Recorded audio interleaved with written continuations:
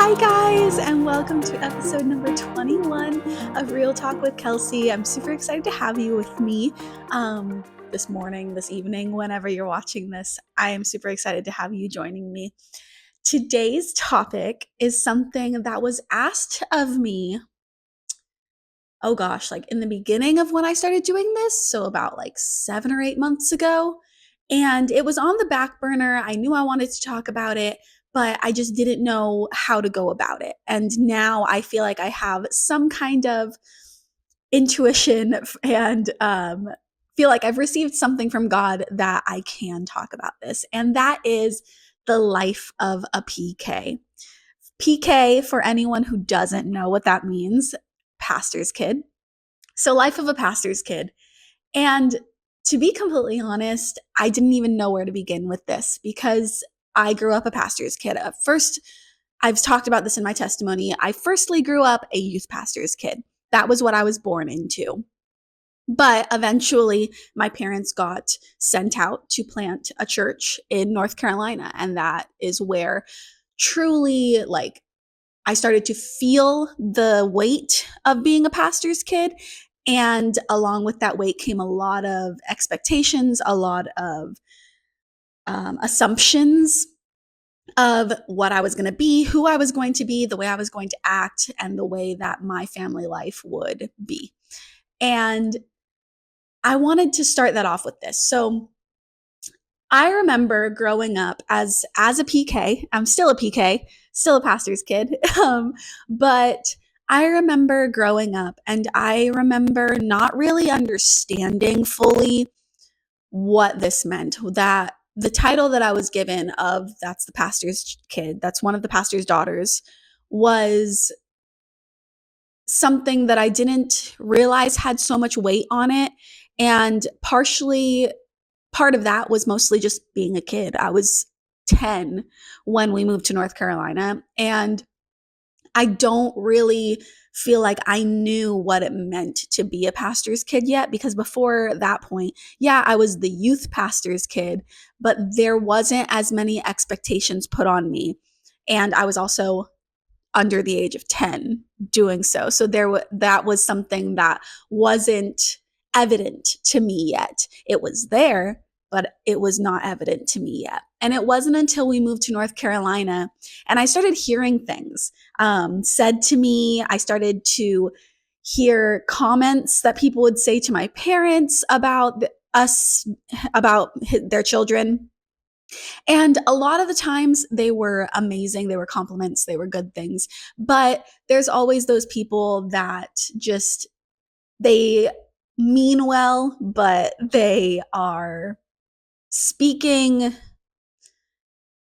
what they're speaking is they're speaking it into the atmosphere. And something that I repeatedly say is something that my dad spoke at our church, which is words create worlds.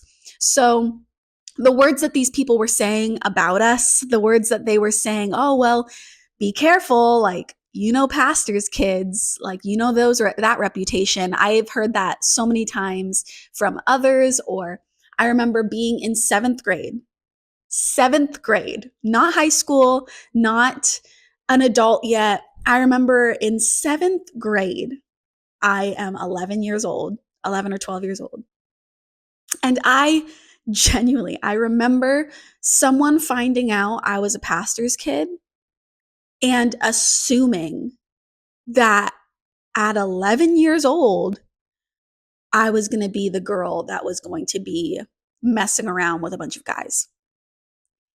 And I remember being like, ew, first of all, we're 11, y'all. I understand, we're now starting to realize that not all boys are gross and all of that stuff. I get that. I get that that was when crushes started to become developed and stuff like that. But my gosh, that's what you think, or it was that was what's going to happen.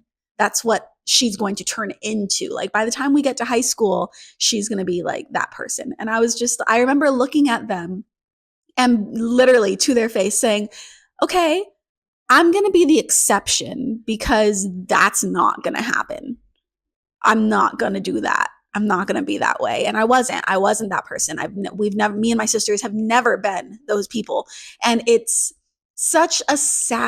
was a sad realization to me that this portrayal of the pastor's kid being the problem child, being the rebel, being the prodigal son, being all these things is universal.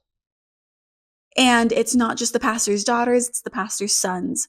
And it's all of any kid that is a pastor's kid is viewed through this lens. And it made me really sad because I was like, wait, is that what they expect from me? Like, that's not who I am. That's not who I think I'm going to be. Like, I don't anticipate that happening. And there was that side of it.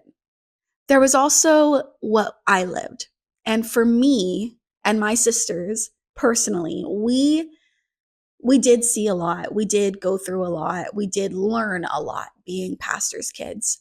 But the number one thing that I always remember implementing into my life, because I saw my older sister implement this in her life, was, yes, those are our parents.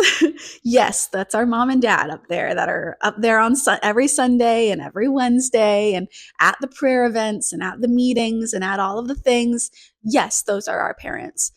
But I saw my older sister do this, and it was something that I, in turn, was like, I'm going to do that too. And my younger sister as well. We all three of us created this separation in our mind that when we are at church, yes, those are my parents, but when we are at church, those are my pastors. And I'm going to honor them as such. I'm going to treat them as such, and I am going to be obedient to their leadership, like you would if they weren't your parents, if they were just leaders in the church, if they were the lead pastors of the church. I'm going to treat them the same way that everybody else should be treating them, which is with respect, with honor, and just with, okay, I'm going to comply. I'm going to do what you want me to do. I'm going to do what you want me to do when you say to do it. I'm going to be what you need. I'm going to make sure that things get done. And I remember, like, the separation of that wasn't it wasn't just like a done, okay, I can do that. Like, it was hard. It was not something that came easily, at least not for me. I can't speak for my sisters. They're not here with me. But I remember when it came to my relationship with my parents, I did struggle. Part of my testimony is there was some things that I went through, aside from being a pastor's kid. Like, these were things that I went through just in my life. And it had nothing to do, like, the things that I went through, the things that I dealt with are dealt with by plenty of other people. I just happened to be a pastor's kid going through them. So one of the first things that was hardest for me, I would say, was the obeying part. And I want to read Colossians 3:20. Colossians 3:20 says, "Children, obey your parents in everything, for this pleases the Lord." Now, most people read that scripture, children, obey your parents. That's like, I feel like that's something that you hear in church, and like the mom looks at her kid like, are you listening? Like, you've seen those memes, you've seen that thing. I feel like everybody has gone through that, not just the pastor's kids. Unfortunately, we are just always the examples that the pastor uses, because we are in every example. I remember my kid, and they start going off on it. But most people hear that scripture, children, obey your parents in everything, and immediately, as like a young person, puts a bad taste in your mouth. You're like, obey your parents. You're like, roll your eyes, like, okay, yeah, I got it. Like, I'll obey. But I wanted to talk about the definition of the word obey with a command, direction, or request of a person. Another version says to carry out. So when that scripture says, children, obey your parents in everything, for this pleases the Lord, what he's really saying is, children, Comply with the command, direction, and requests of your parents. Obey them. They are going to give direction. They're going to give requests. They're going to command for you to do things. And the word command can be very harsh, but in reality, it's just listening to your parents. That was hard for me, not because I didn't want to obey them. I didn't want to do what they said, but accepting direction when you're a young person, when you're a teenager, or especially when you're a preteen, like I was, is a little bit hard for you to do. You don't want to do what they say. You want to live your own life. But as a pastor's kid and a child of my parents, that came hard for me specifically because I felt like I was being controlled, or I was being told what to do, and I was your stereotypical kid that you told me to do something. I wanted to do the exact opposite of it. And I feel like a lot of people are like that, obviously, or else it wouldn't be a thing. But Colossians 3:20, children, obey your parents in everything, for this pleases the Lord. It pleases God when we obey, when we do what he's called us to do, when he makes a command like he did in the Bible in the days of in the book of Exodus, when the people were commanded to do something, or when Moses or Aaron were commanded to do something and they did it, it pleased the Lord. It was pleasing to him because they were listening to him. When he gave them direction and they did what he said, it was pleasing to the Lord. They were blessed. They were thriving. They were doing well. And they were carrying out what he called for them to do. So that was one of the things that was harder for me to do as a kid. That was just something for me. I struggled a little bit. But as an adult, I realize all of the times that my parents were telling me to do something, they did know better. I saw this post and it said, I'm realizing that all the times that my parents were telling me what to do, they were right. I just didn't like their tone. And that is like something that was so real to me, that I felt that. But another scripture says, Ephesians 6:2, honor your father and mother. And again, all the moms in the church look over at their kids like, listen, are you hearing what the pastor's saying? But what does it mean to honor? To regard with great respect. Growing up as a PK, once I realized what it meant to be a pastor's kid, once I realized what my parents were doing, the honor that I had for them, the regard with great respect that I saw my parents, I saw them in a new light. When I realized what God had called them to do, when I had the understanding that they deal with so much, and I had the nerve, if you will, I was just a kid. I was doing things that a kid does. I was making my parents frustrated. I was making them upset sometimes. I'm sure I disappointed them at one point or another. And I was not a disappointment, but I did disappoint every now and then. And knowing all of the things that they went through with church and with the just the pressure of making sure that they're listening to God and just speaking what he wants them to speak, counseling people, meeting with people, all of the things. I remember just being like, whoa, if I can do what I can to make their lives at home easier, I'm going to try to do that. And that unfortunately wasn't something that I realized until I was much older, but I was probably like 18, 19, realizing I'm going to try not to make their life as stressful because they're already going through enough, and they're called for that. My parents have a calling on their lives to be pastors, and so with that, none of this is reasoning for them to ever want to stop. none of what they deal with is enough for the enemy to make them want to quit, but they keep going. And it was just even more so. I honor my mother and father, and I loved the way they raised us. I loved being raised in church. I loved being surrounded by life and life-giving words. But unfortunately, when you're a pastor's kid, not necessarily from your parents, and for some people it might be, and I'm so sorry if you've dealt with that, but as far as me, my parents were speaking life with me, and it was sometimes the comments and um, words of the congregation that was speaking negativity into my life. And I think that was the biggest thing, was just like, I always felt like I wasn't good enough. I wasn't doing good enough because I'm a pastor's kid. I can't deal with these things. I can't go through what other people go through, or at least they can't see it, but they're going to see it because I am seen. Everything that I do is seen. Everything that I do is watched and looked at.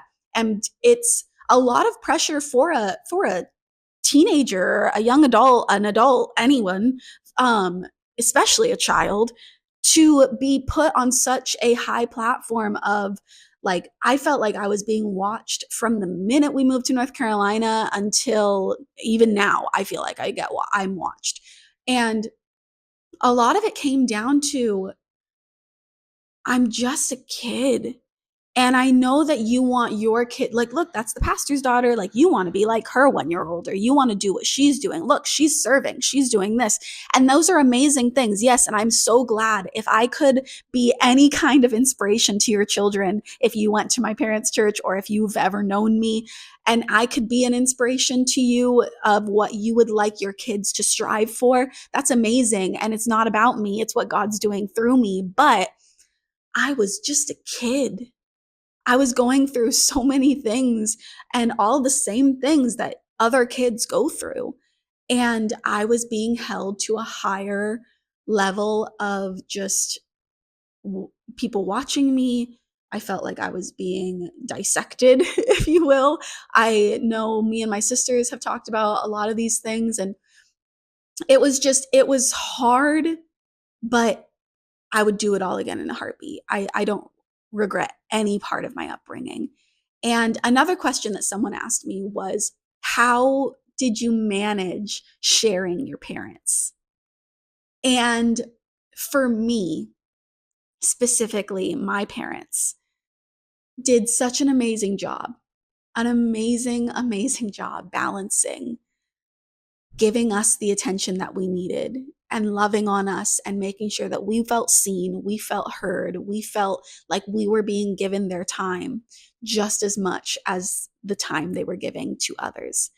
And that's not always the case. And it's not, I hate to put the blame on the parents because it's not necessarily their fault, because a lot of times I feel like they're not realizing that they're doing it when it's happening. But I feel like a lot of times there are pastors who focus so much on the congregation and on the people, and that is their job. That's what they're called to do.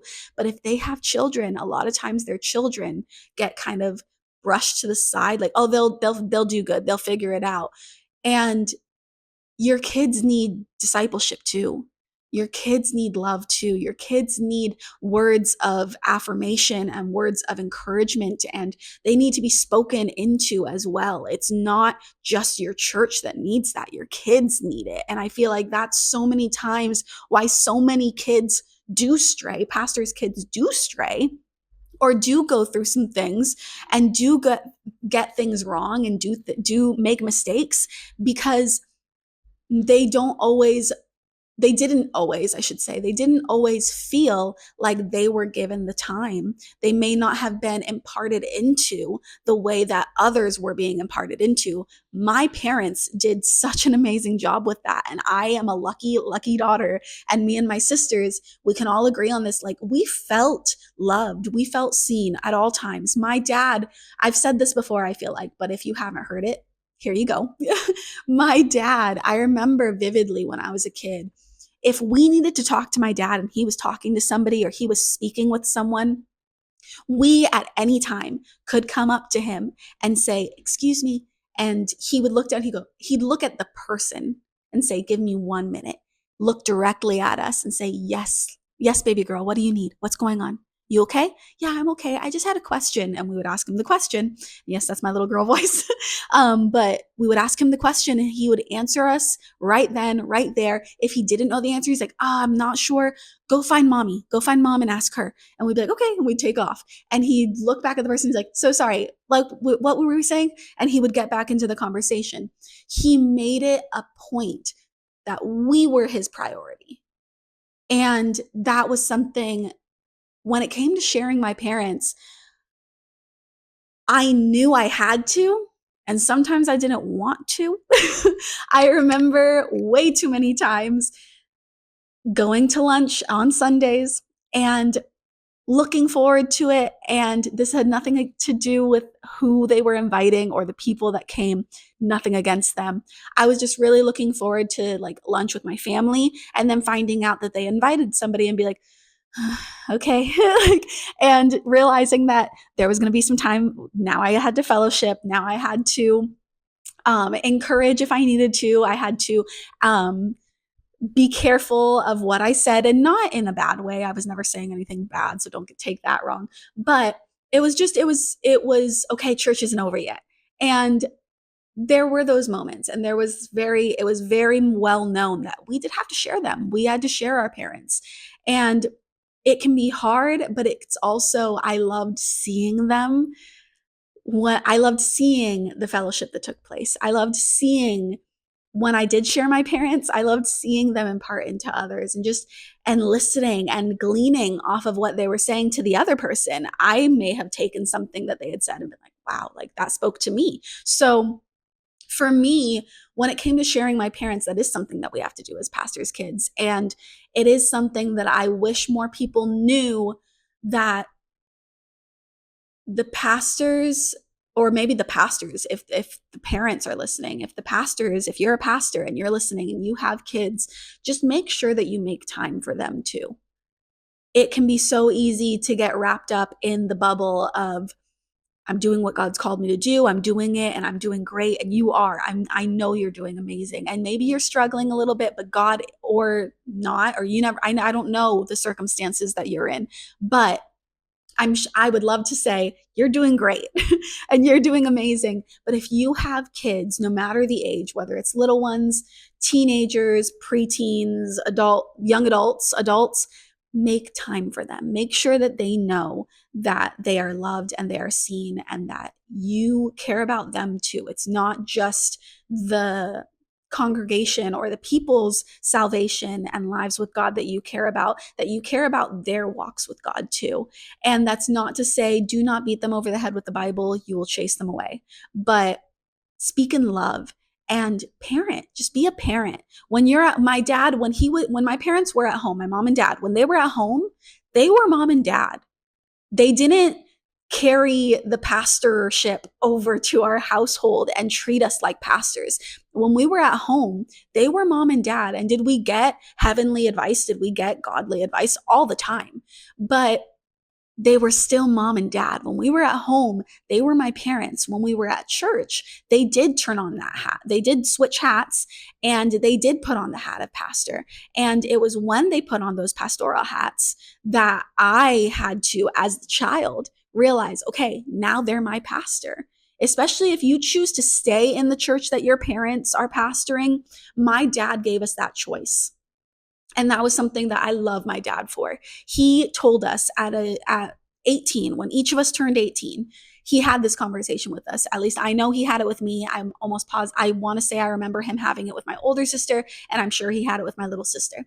But at 18, we were all given this talk, and it was, I want you here.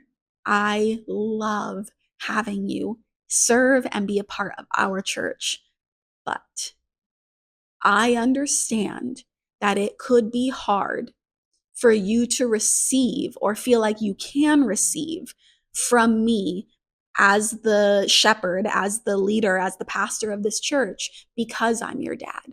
And if that is the case, I want you to know you have my blessing to go to another church. I can give you a couple of churches where I trust the pastors there, and I know that they would treat you well. They would accept you with open arms.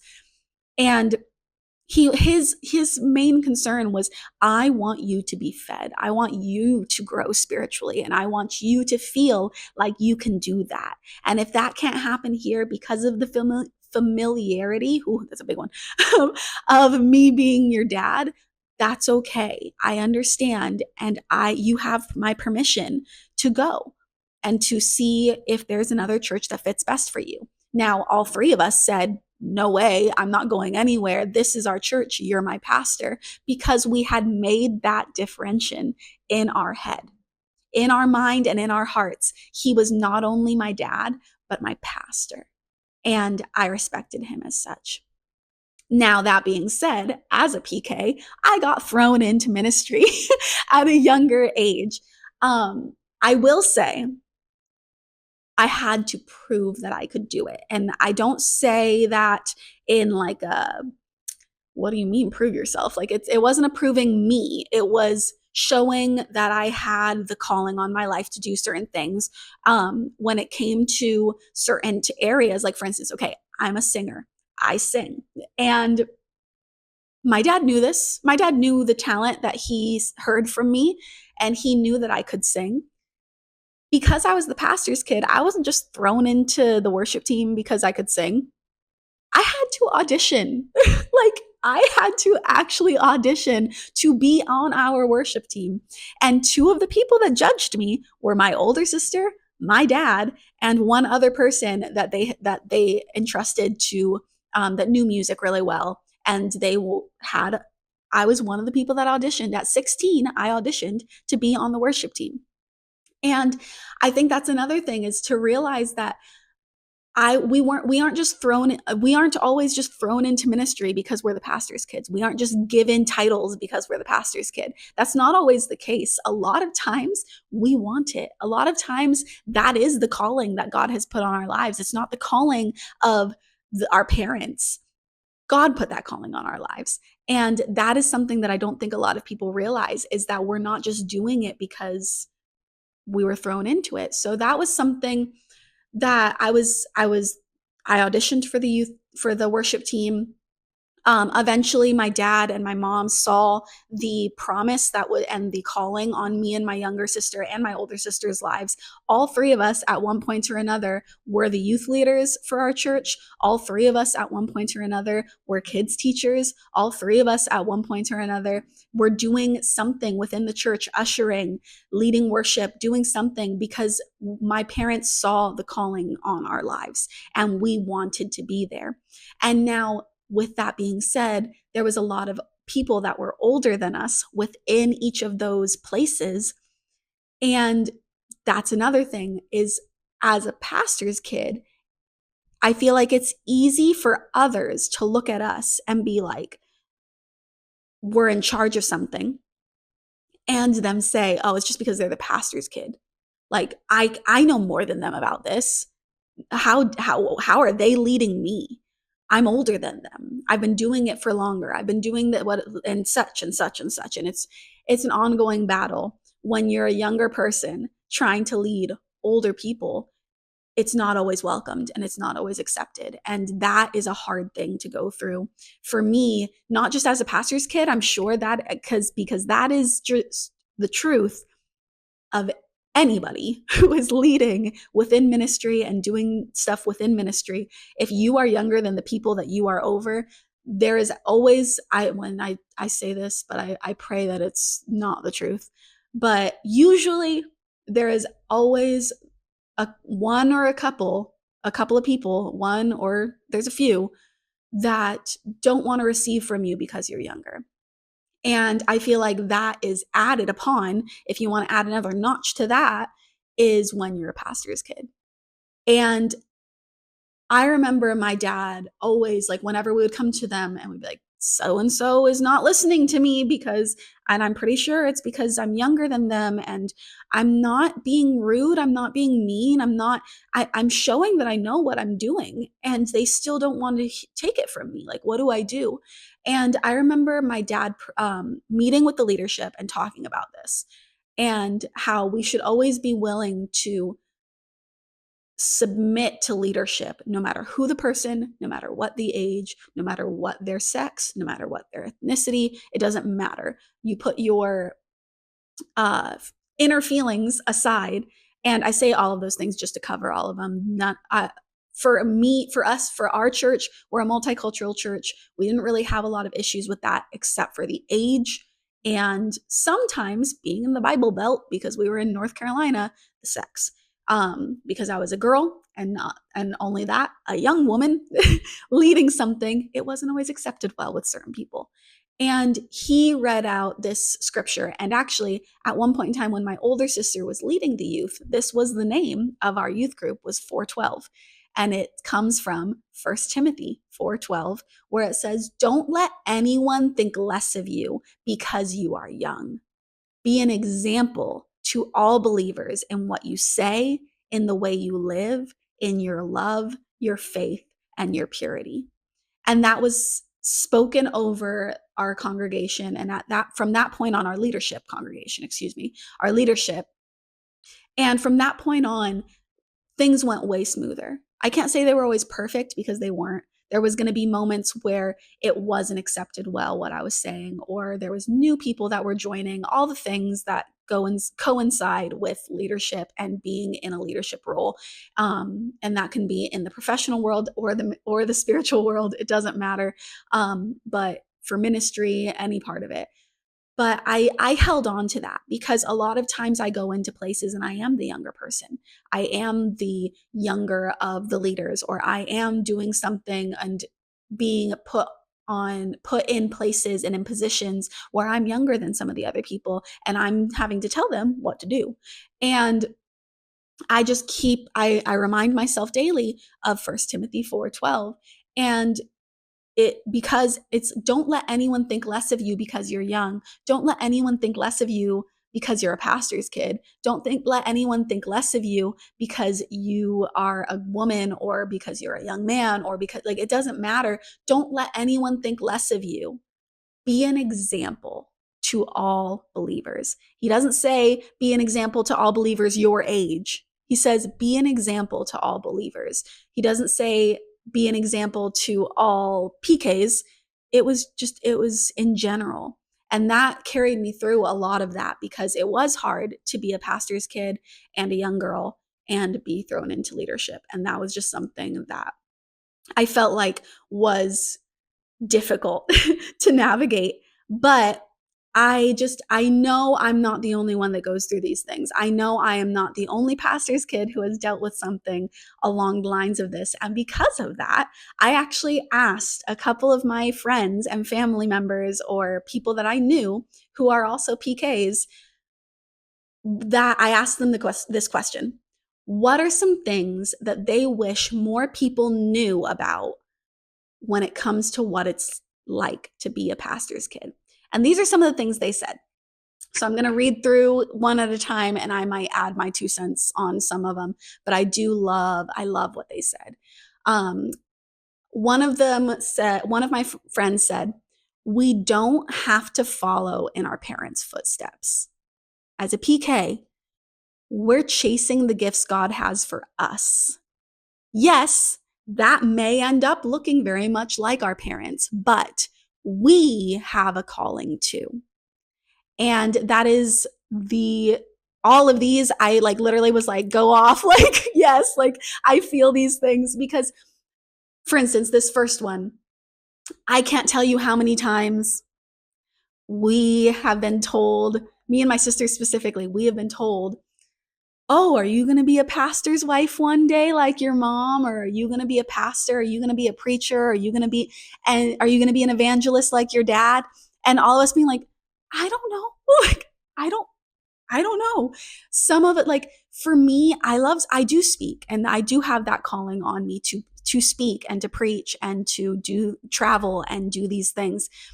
My older sister, she feels like her calling is leading worship, and she loves it. My younger sister leads worship and speaks. My older sister does speak.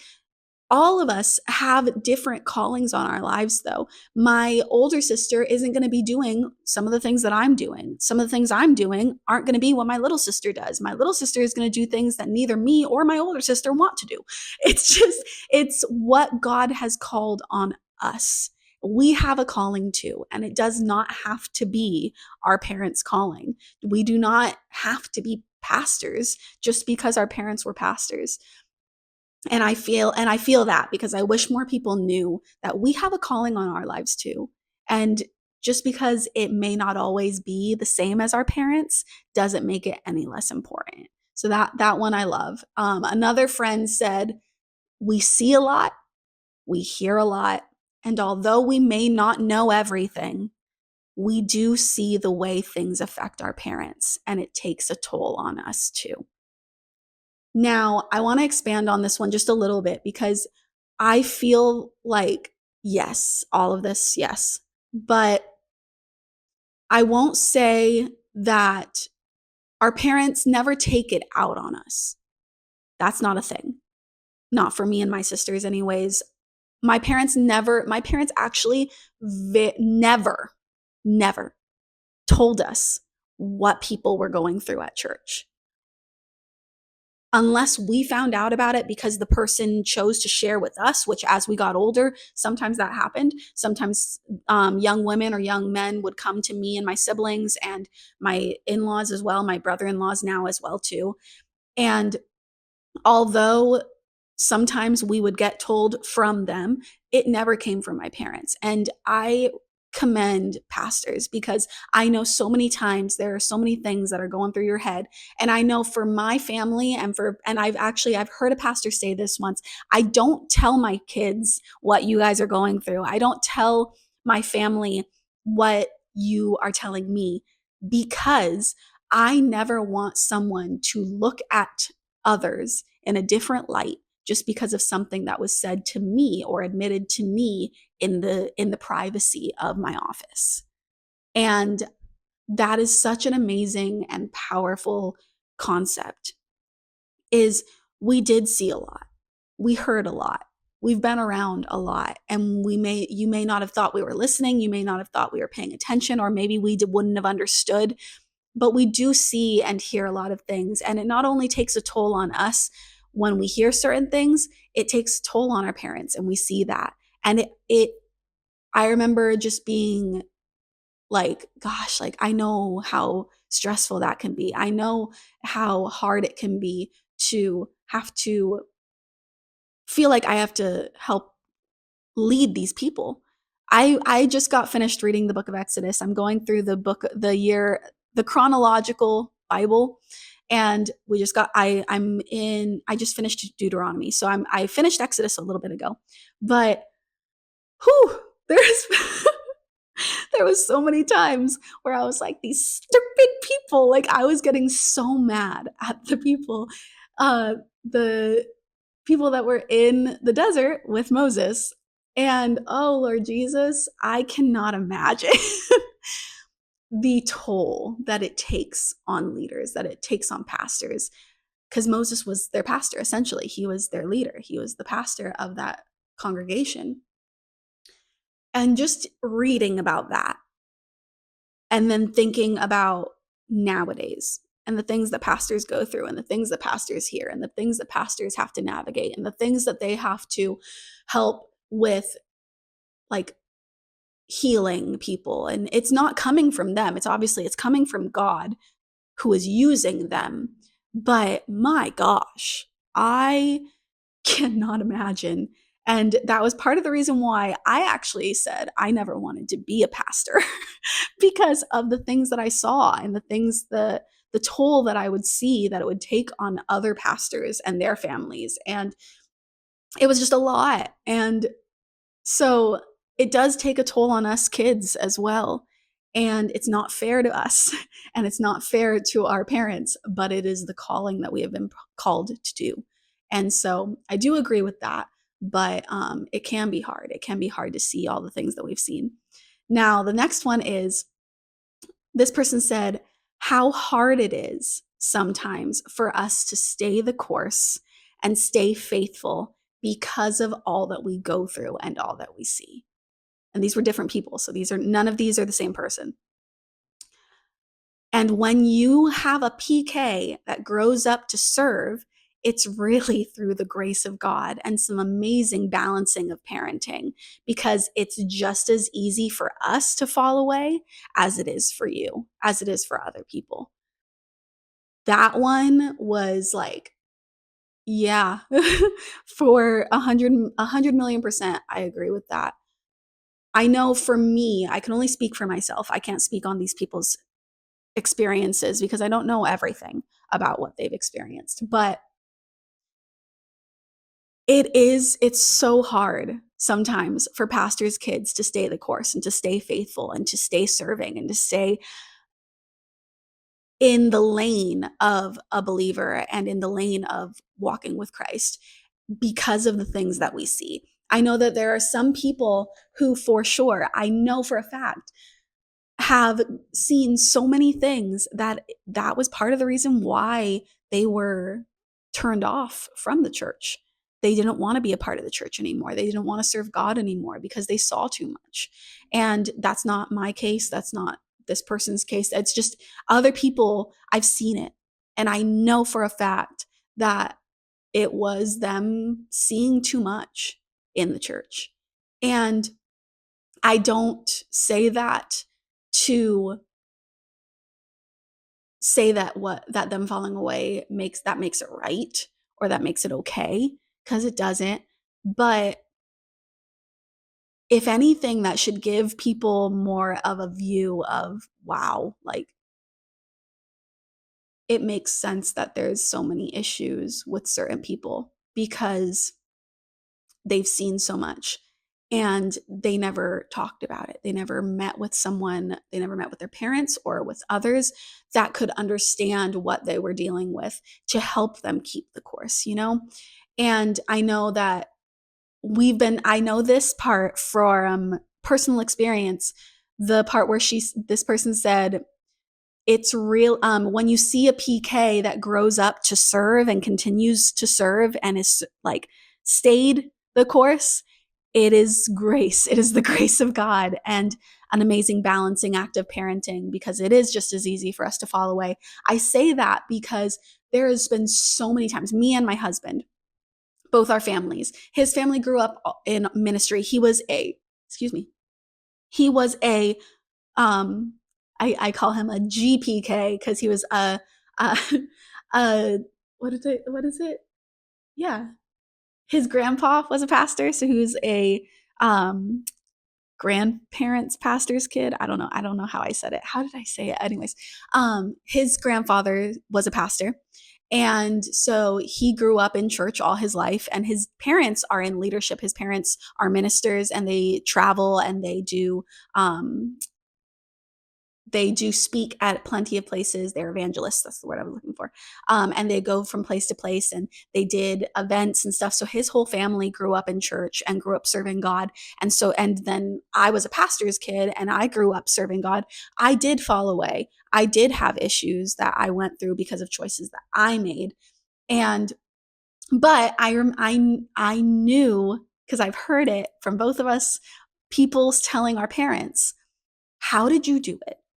How are your kids still serving? How are they still serving God? How are they still serving in your church? They're in ministry with you. How did you do it? That's so amazing. Your daughters, my dad would hear, your daughters are so incredibly gifted and amazing. And how did you keep such good children? And I know his parents have heard the same. How did you raise your kids to be who they are? Because how did they stay? They've stayed. And that broke my heart because I'm like, how many people haven't? How many people haven't stayed?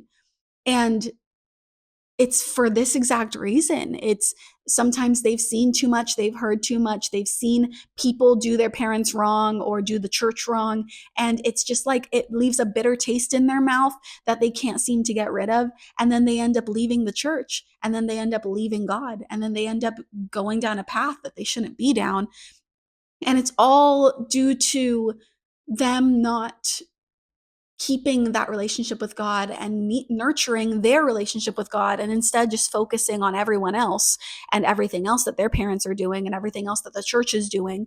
And it is, at the end of the day, it's just as easy for us to fall away. We're human beings. We're people. We're not perfect. We're not these special beings that can do no wrong because we're pastors' kids. We're, in fact, the opposite. We're completely normal. And that brings me into this next person. This one, I was like, I almost was brought to tears because it was just like, this is so much of what I feel like this kind of embodies everything that we've talked about so far. Actually, I'm going to save that one for last. Let me go to the next one. And this person said, sometimes people think that we are doing ministry because our parents make us, but most of the time it's actually because we love God and we want to. It's not our parents telling us what to do. Yes, for me and my family, and for this person, and I know exactly who this person is, we want to do ministry because we were raised in ministry and we saw what our parents did, and we were led by watching. It was not, I want to say like monkey see, monkey do, but I remember watching my dad sing on the worship team all my childhood, and I remember seeing him speak in places, and I remember seeing my mom preach to churches and to not just women, but all churches, to churches of all, and not just women's conferences. And I remember seeing so many powerful women and men of God in my life that I was able to look up to, and I was blessed with that. I had so many good role models, and yet I still fell away. So think about that. But I'm back, and that's not the point of this. But I had so many amazing role models that I was able to look up to. And as a child, I remember, like most people, like I did, I remember I wanted to be a vet. I wanted to be a veterinarian. Didn't make it through that. Couldn't put animals down. That was the line I couldn't cross. So I switched careers. But I remember, literally, I kid you not, my childhood, my mindset was, one day I'm going to sing and preach like my dad, and I'm going to be a vet. Like, those were going to be the two things that I did, and I was going to do them together somehow. And that was what I was going to be when I grew up, was a singing preacher that was also a vet.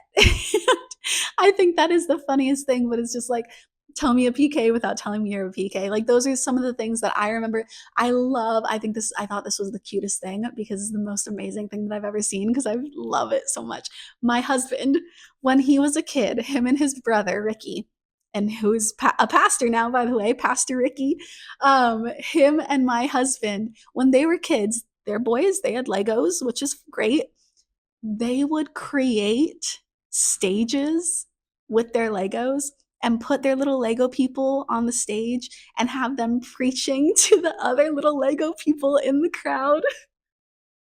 And they would be getting their little Lego people saved. And I thought that was the greatest thing. I loved that so much. But that's like, that was our childhood. That's what we had. That's what we grew up seeing. And that's what we wanted to do. And I think that is just the most amazing thing, because, like this person said, we're not just doing these things now because our parents told us to. We're called. Like the very first one I read, we're called too. We have a calling too. And we're doing what God has called us to do. And it may not be pastoring. It may be being a worship leader. It may not be being a worship leader. It may be being a children's pastor. There are so many different avenues. It could be being a Christian artist. It could be being a engineer when it comes to like buildings and making places and praying over those places, that the people that would come in, there's different callings on everyone's life, and God gives us all our own calling. And it does not mean that it is the calling that we were given because our parents said we had to, or our parents told us this is what you're going to do. It's what God has called us to do, and we want to do it. We love God, and we are doing what He has called us to do. And now I'm going to come back to this last one, because again, this one was just like nailing in the hammering in the nail. Lord, let's flip that around. But this person said, pastors' kids are just kids who happened to be in a pastor's household. Not to say that there isn't anything special about being a pastor's kid, but I wish the congregation would have the same default of 0 expectations for pastors' kids as they do other kids. And they also threw in, also, the pastor's kids' jokes need to stop. It's annoying. Yes, but that's the truth of it. We were just kids that grew up in a pastor's household. We weren't special. We are special, but we aren't, like, with our calling and who we are. We're special people, and we are, every person, every child is special. But just because we grew up in a pastor's household didn't make us better than anybody else. It didn't make us impervious to sin. It didn't make us immortal or incapable of messing up. And I just wish people would stop putting so many expectations on us. Like, you can pray that we do amazing things. You can hope that we become these amazing people. And I believe that, and I pray that every child that grows up in a pastor's household does do those things and feels special and feels amazing. But don't hold us to another level of perfection that we can't reach. We're not going to be perfect. We're not going to have all our ducks in a row all the time. And what we are going to do is keep trying. What we are going to do is come back to God. What we are going to do is meet him right where he wants to meet us. What we are going to do is be who God has called us to be. But we make mistakes. We have problems. We go through things. We're just like everybody else. Pastors' kids are just kids. The life of a pastor's kid is the same as your teenager's life. We go through things like self-confidence issues. We go through bullying. We go through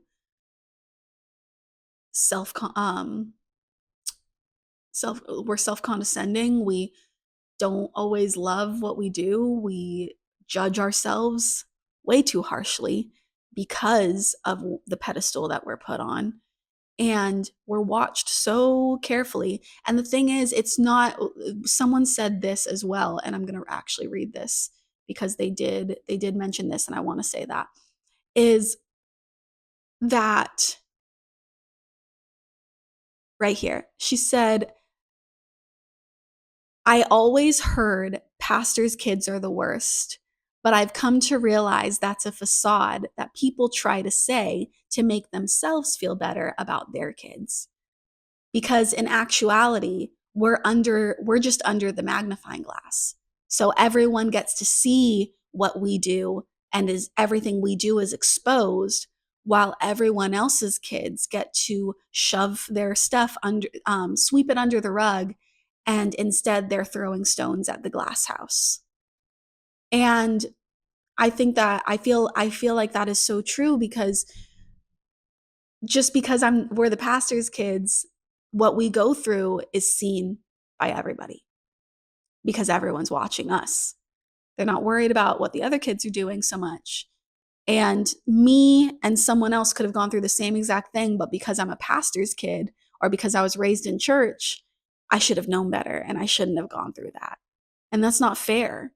Like, yeah, I shouldn't have gone through that because that was personal choices that I made that put me in that situation. But I'm a human being. At the end of the day, pastors' kids are human beings. We're not perfect. We don't have all of it together all the time. And we need just as much grace as you do. We need just as much love as you do. We go to our parents or other pastoral figures in our lives for discipleship, just like you do. We struggle just like you do. We fall just like you do. And unfortunately for us, a lot of times those falls, those mistakes, and everything are seen from the stage. So when it comes to a life of a PK, if you have a PK in your life, if you know a PK, give them a hug because they probably need it. And make sure that they know that they don't have to be perfect, they don't have to have it all together, and that they are loved just the same. I loved being a PK. I take pride in being a PK because my parents are amazing. My parents are pastors, and my parents are doing what God has called them to do. And because I watched them do what God has called them to do, it made me want to do what God has called me to do. And that's what I'm doing. So the life of a PK is not always perfect, but it's great. And I loved it. I love it. I'm still a pastor's kid. But I hope you guys have enjoyed this talk. I hope that it helped you. I hope that it spoke to you. If you are a pastor's kid, I hope that you feel seen because I feel like it's funny. It's a universal feeling. We all feel these things and we all go through these things. But this has been Real Talk with Kelsey. I look forward to seeing you next time, and I love you guys. Bye.